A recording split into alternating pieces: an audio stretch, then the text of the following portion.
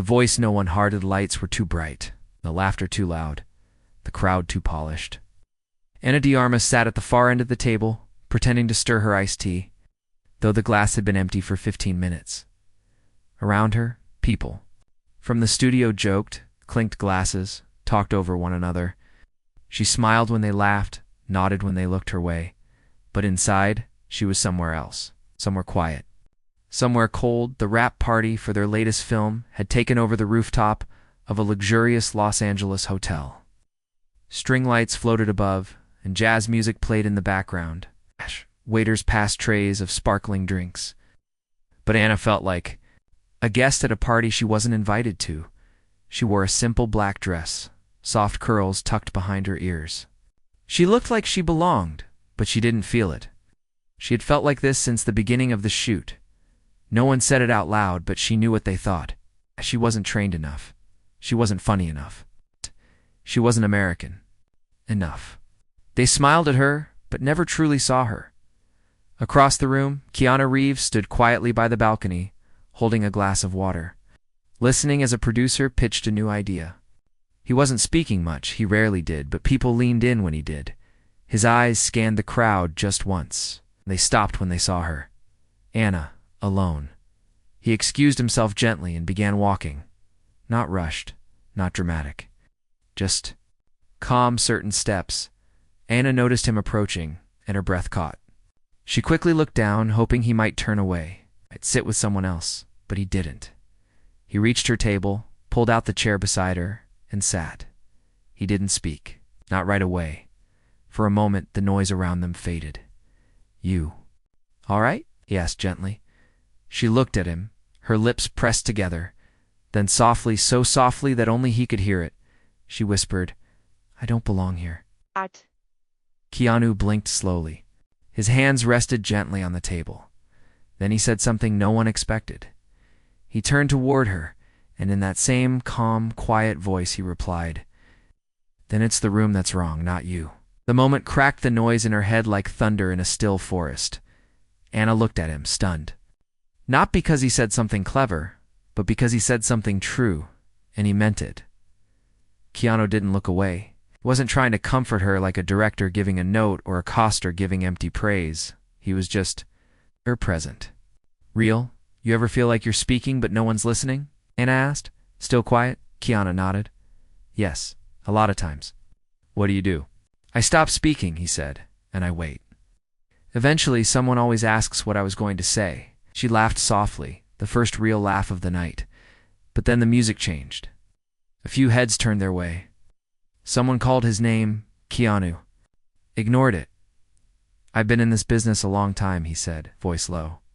"And I've watched people get pushed out, ignored, or made to feel small, just because they didn't play the loudest." He paused.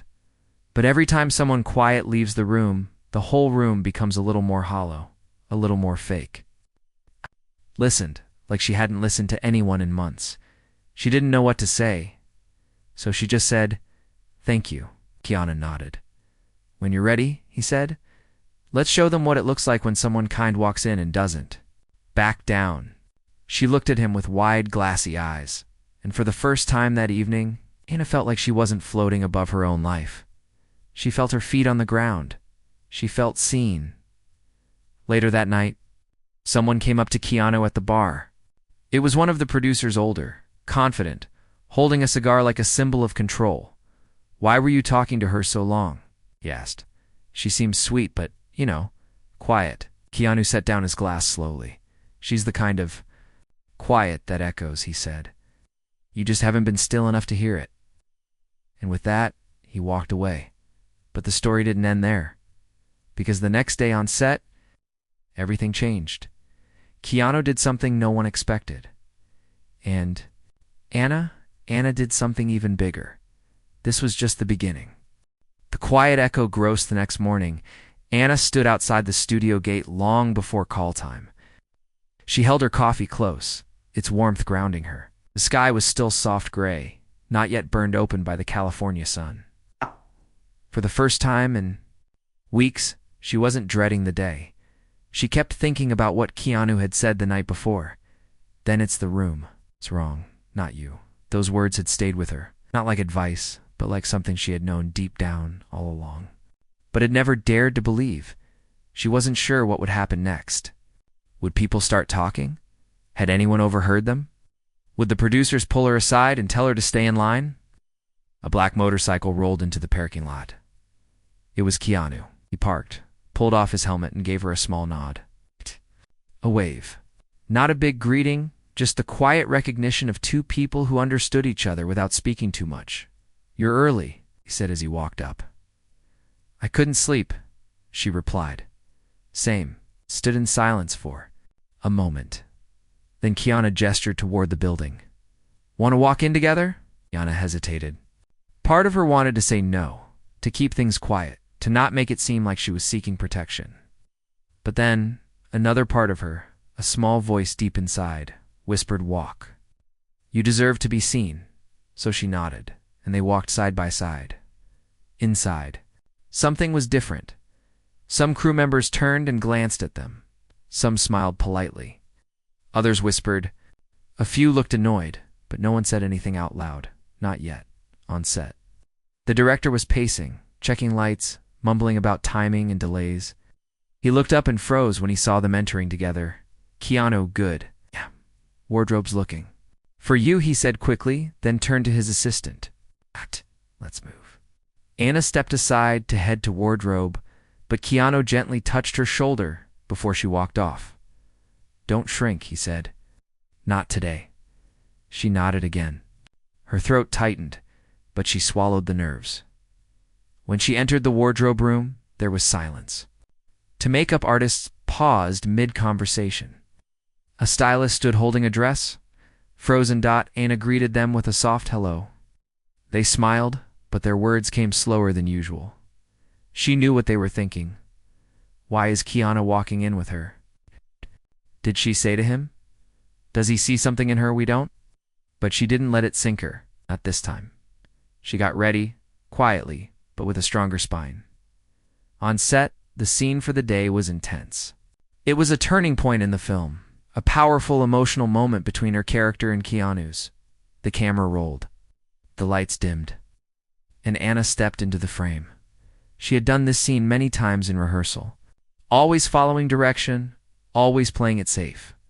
But something in her had shifted this time. She gave the scene something more. She wasn't just acting, she was feeling. Her voice cracked at the right moment. Her body tensed with real emotion. She didn't try to be perfect. She just let herself be honest. The room fell silent. Even the camera operator looked up, eyes wide. Keanu facing her in the scene. Met her energy without hesitation. They danced in dialogue without choreography. Raw, real, alive. When the director called, "Cut," no one spoke. And then softly, someone clapped. Not loud, not mocking. Just one person, then another, and then silence again. The director finally cleared his throat. "Yeah, okay, that was the one." Anna blinked. The scene supervisor stepped forward. "That was the best take we've had this whole shoot." Anna stepped back, unsure what to do. Unsure what to say. Keanu walked over, stood beside her, and said to the director, "Don't make her do it again. You've already got it." The director hesitated, then nodded. "We'll move on." During lunch, Anna sat alone at a small table under a tree in the lot, not because she felt unwelcome, but because she needed a moment to breathe. Her heart was still pounding from the scene. Not just from the acting, but from being seen. She didn't notice when someone walked up behind her. "Can I sit?" Woman's voice asked. Anna looked up. It was one of the lead producers, and the same one who had barely spoken more than 3 words to her during the entire project. "Sure," Anna replied carefully. The woman sat. She tapped her fingers against the water bottle in her hand. "You were good today," she said. "Thank you." "No, really. Something changed." It was honest. Moving. Anna looked at her, unsure if this was a compliment or the start of a warning. The producer leaned in. "Listen, I didn't fight for you when they cast you. Didn't think you had the strength to carry this role." Anna's stomach tightened. "But today made me care." The words hung in the air. Don't lose that, she added. Whatever happened last night, keep that fire. Then she stood and walked off, leaving Anna blinking at the ground. Keanu had been right. You don't always need to raise your voice. To change the room, sometimes you just have to speak your truth once and mean it. As the day ended and people packed up their gear, Keanu found her again. He didn't say much, just nodded at her, calm as always. You shook them, he said quietly. Felt like I shook myself more. She smiled. Good. That's where change starts. Anna looked around. People were moving differently, slower, more curious. No one saw her as invisible now, but it wasn't about fame or respect. It was about belonging. And for the first time in a long time, she wasn't questioning if she deserved to be there. She knew, and she wasn't done yet. Because tomorrow, something even bigger was going to happen. Something that would test everything she had just started to believe. Whispers behind the door next morning came faster than Anna expected. The sun barely stretched across the horizon when her phone buzzed with a message from the assistant director. Scene change. New call time. 6:30 a.m. sharp. Important reshoots. Today, Anna rushed to the studio. As her car pulled into the lot, she noticed it wasn't the usual crew standing around with coffees and clipboards. These were studio executives, the kind of people who only came when something big was happening. She parked and stepped out slowly. Clutching her script like a lifeline, Keanu was already there, standing still near his trailer, arms crossed, calm as ever. Their eyes met, and he gave her a nod. Not cheerful, not worried, just steady. But something felt. A man in a sharp blue suit walked past her, speaking low into his phone. Yes, she's here now. Let's get it done today. No delays. Anna's stomach turned as she walked toward makeup. One of the makeup artists whispered under her breath, "Careful today." Anna froze. "What do you mean?" The artist glanced. "Around just. People upstairs aren't happy you stole the spotlight yesterday. They're saying Keanu's protecting you too much." Anna blinked. "I didn't mean to, I know," the artist said. "Just be careful." Inside the makeup room, there was a quiet tension. The usual music wasn't playing. Stylists weren't joking around. Anna sat down, letting them do their work in silence. She could feel it, the shift. The room that once ignored her now paid attention, but not the kind of attention she wanted. And yet, she didn't regret anything. The truth was simple. She had finally shown up as herself. And it had shaken people. But now they were trying to push her back into silence. On set, the scene for the day was strange. A new addition to the script. Anna's character would be cornered in a scene, emotionally attacked by two others. The original version had been gentler, more symbolic. Now, it was direct, cold, humiliating. She flipped through the new pages and felt her chest tighten. This wasn't the story they had rehearsed. This felt personal.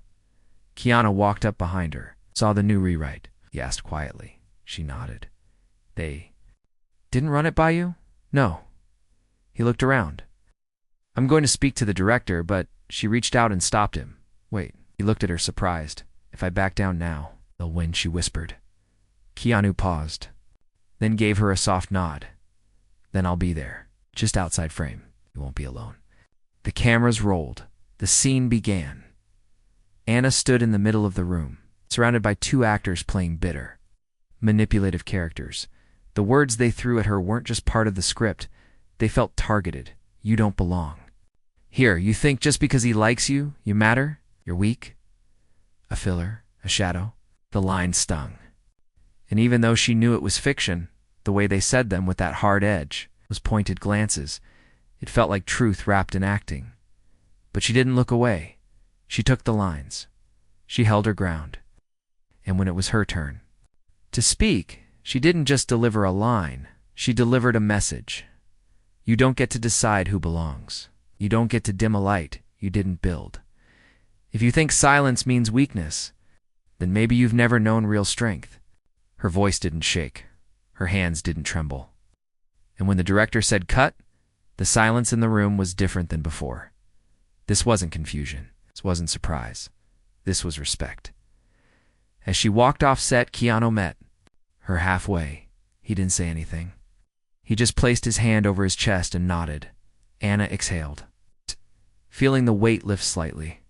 But just as she reached the hallway, she heard voices behind a closed door. This can't keep happening. He's turning her into a star, and we didn't approve it. I don't care what she said in the scene. She's not the lead. We can edit around her. Her in post, her breath caught. They were talking about erasing her.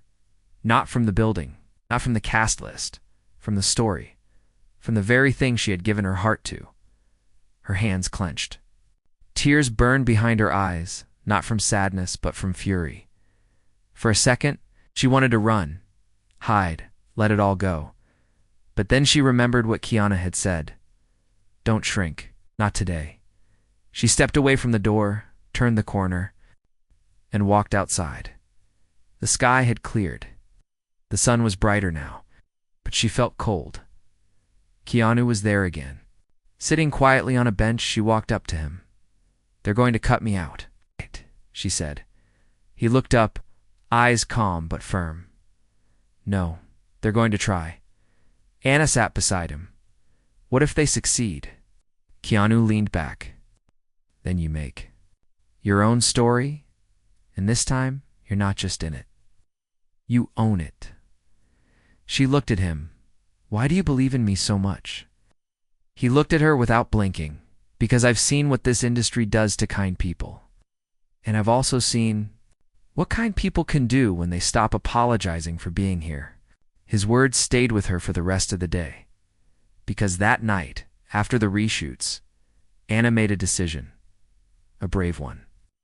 A risky one. She would not wait for them to decide her worth. She would step forward with or without their permission. And she would do something no one on that set would expect, something that would change not just her story, but Keanu's too. The line she crossed at the next morning, Anna didn't go straight to set.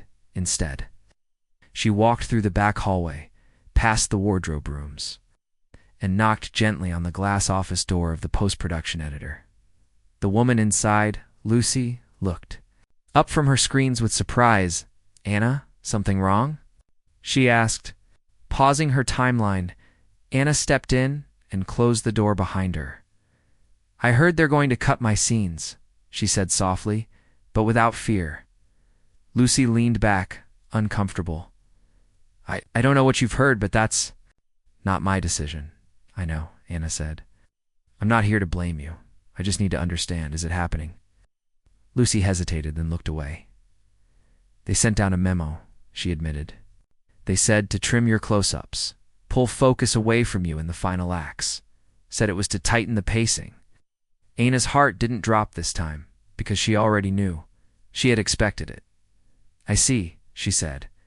Can I ask you something, Lucy? Looked up. Do you think the film is better with those scenes? Lucy stared at her for a long moment, then nodded slowly. Yes.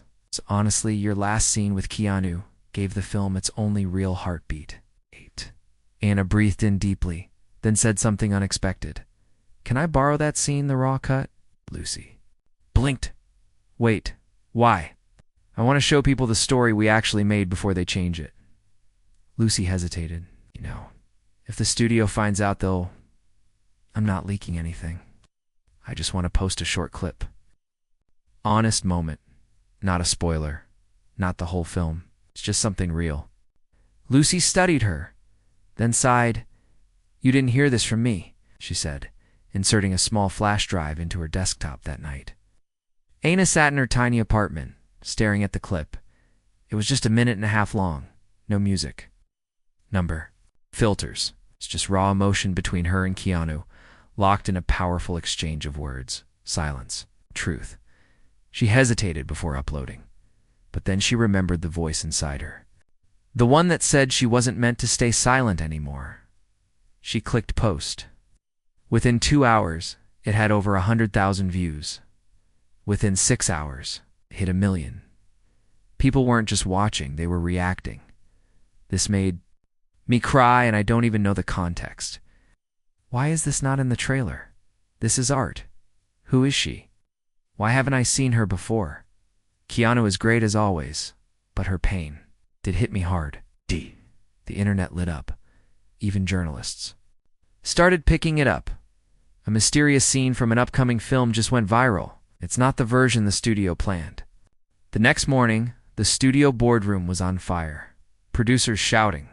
Studio heads waving papers. Who leaked this? She just ruined the entire campaign. Or saved it. One assistant muttered before being silenced in the middle of the chaos. Keanu walked in. He didn't say a word. He set down his phone, opened to the clip Anna had posted. This scene, said pointing to the screen, is why I took the role in the first place. Everyone fell silent. So if you want to cut it, cut me too. There was a long pause. The executive producer leaned back in his chair. You're serious? Keanu looked at him without blinking. Dead serious. That same afternoon, Anna was called into the main office. She didn't know if she'd be fired, sued, or blacklisted, but she went. When she walked in, the same producer who had once said she wasn't strong enough was sitting at the head of /Ed. The table sit, she said. Anna sat. We should be furious with you, the producer said calmly. And believe me, a few of us still are. Anna stayed quiet. But the clip, the woman exhaled. It worked. Better than anything our marketing team has done in a year. Another man beside her added, We've got fans asking to see your character more. Demanding it, actually. Anna swallowed hard. So, the producer said, tapping her pen on the table, you've forced our hand. Anna looked up slowly. We're putting the full scene back. No cuts. And we're bumping you up in the credits. Anna's breath caught.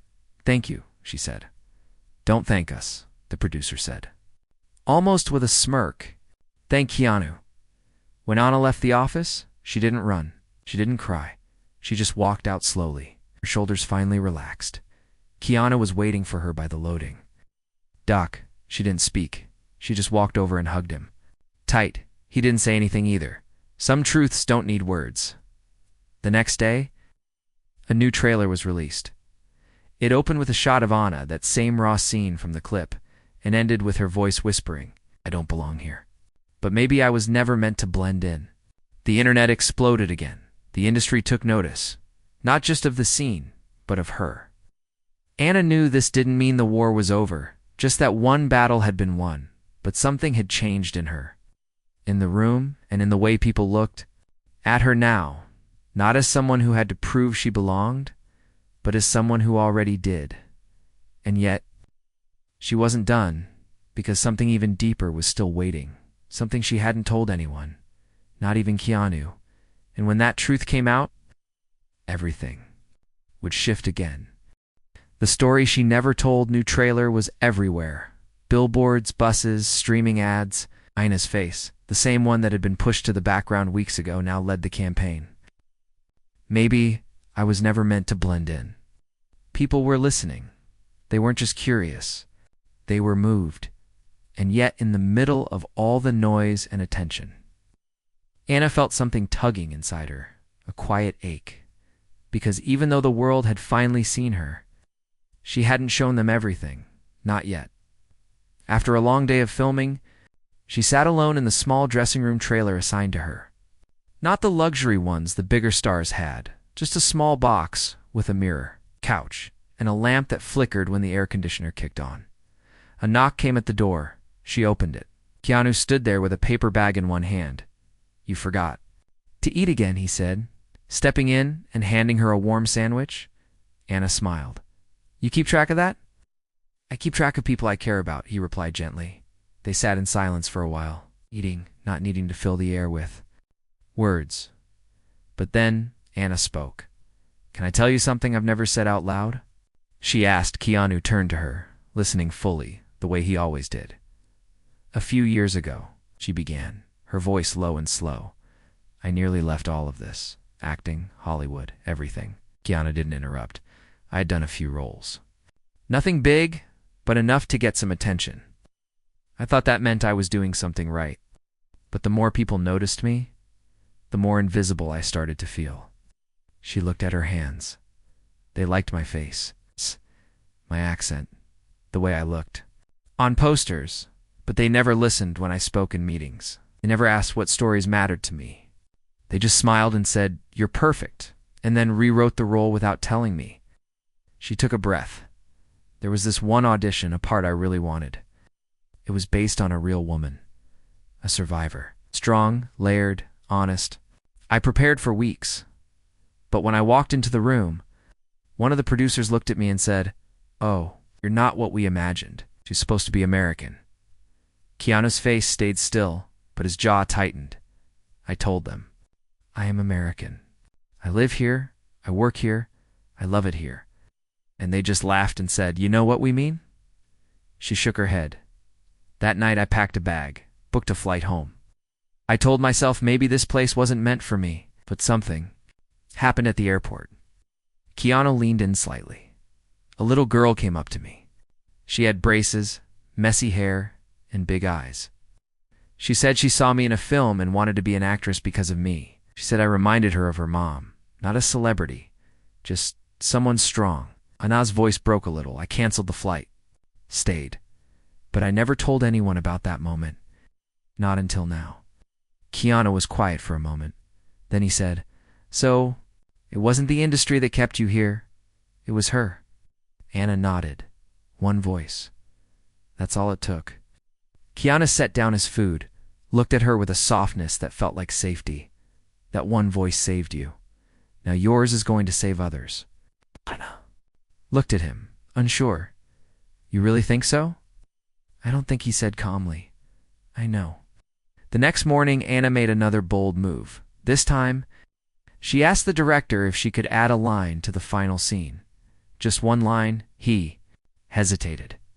Said they were already tight on time. But Keanu spoke up beside her. "Let her try. If it doesn't work, cut it. But give her a shot." Reluctantly, the director agreed. Anna stood in the final set. It was the last scene of the film. A powerful closing moment where her character walks away from a crowd after a long, painful journey. In the original script, she said nothing, just walked away in silence. But now, with the camera rolling, she stopped mid-scene, looked over her shoulder, and whispered into the air, "You don't have to shout to be heard. You just have to mean it." The crew went still. A few seconds of silence followed. Then the director slowly lowered his script and said, "Keep it." Later that night, Anna sat in her trailer again, just thinking of the girl at the airport. She opened her social media, something she rarely did anymore, and posted a simple message. "To the girl who stopped me at gate 27 that night, you saved someone. Now I hope this story helps save you too."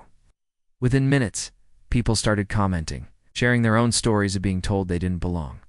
The post went viral, but more than the numbers. It was the replies that mattered. A writer, "I've been told I'll never make it because of how I speak. My daughter just read your message. She wants to write her own story now. Thank you for not leaving." Anna stared at the screen with glassy eyes. This was what she had been waiting for. Not applause, not fame, just connection. Real, human connection. The following day, as filming wrapped for good, the crew clapped and hugged each other. Anna stood off to the side, holding a small gift in her hands. She walked up to Keanu. "I have something for you," she said. He opened the small box. Inside was a folded note and a pen. The same pen he had used the night of the wrap party, when he sat beside her and wrote her name on his jacket without saying a word. The note read, "Thank you for seeing me before the world did." Keanu read it, closed the box slowly, and simply said, "You're not done yet." Anna smiled. "I know," she said, "but I'm not scared anymore." She thought it was over. But the world had one more surprise waiting. A moment so unexpected, so personal, so powerful. It would test everything she had just found. The letter no one expected had been 3 weeks since the final wrap. The film was now in post-production. The marketing team was everywhere. Anna's name was no longer whispered. It was spoken clearly, proudly, printed on posters next. To Keanu's people called it a career shift. Some called it luck. But Keanu had once told her, luck might open the door, but only truth keeps you in the room. And Anna had finally spoken her truth. But what came next, she never saw coming. It was a quiet Sunday afternoon. Anna had returned to her apartment after a short walk. Her mailbox was full, most of it the usual. Fan letters, interview requests, a few magazines, but one envelope stood out. No return address. Old paper. Handwritten in clean, simple ink. It was addressed to her full name, not her stage name, not her public name. Just Ana Celia de Armas. She opened it slowly, sitting by the window. The letter inside was folded with care, began with 4 words. You saved my daughter. Anna's hands froze. She read on. You don't know me, and you don't need to. I'm writing this because you shared something recently about a girl who met you at an airport gate years ago. That girl. It's my daughter. She had just lost her mother. I was trying to be strong for her, but she stopped talking to everyone. We were traveling home after the funeral when she recognized you. She asked me, is that the girl from that movie? I said yes. And then, for the first time in weeks, she smiled. I remember she ran to you. I was about to stop her, I thought. You'd be annoyed or scared, but you'd knelt down. You spoke to her with so much kindness. You told her that strength doesn't always look loud. She still talks about you. Still keeps a photo she took with you that day in her backpack. I just wanted you to know, you didn't just stay in Hollywood for yourself. You stayed for her. And you changed both our lives. Anna read it 3 times. Her eyes flooded, but she didn't cry like she used to. These were not the tears of fear. These were tears of understanding. Everything had come full circle. The little girl who saved her, she had saved too. And now, they both existed in the world, a little stronger because of each other. A few days later at the studio's press event, the media swarmed her. Anna, how does it feel to lead the film now? How did you and Keanu become so close? What made that final scene so powerful? Anna smiled gently, answering kindly, respectfully. But inside, she was thinking of something else. When the final question came, a woman from a quiet podcast in the back raised her hand. Anna, she asked, what do you say to people who still feel like they don't belong? The room stilled. Anna paused, letting her heart speak. I say this, she answered gently.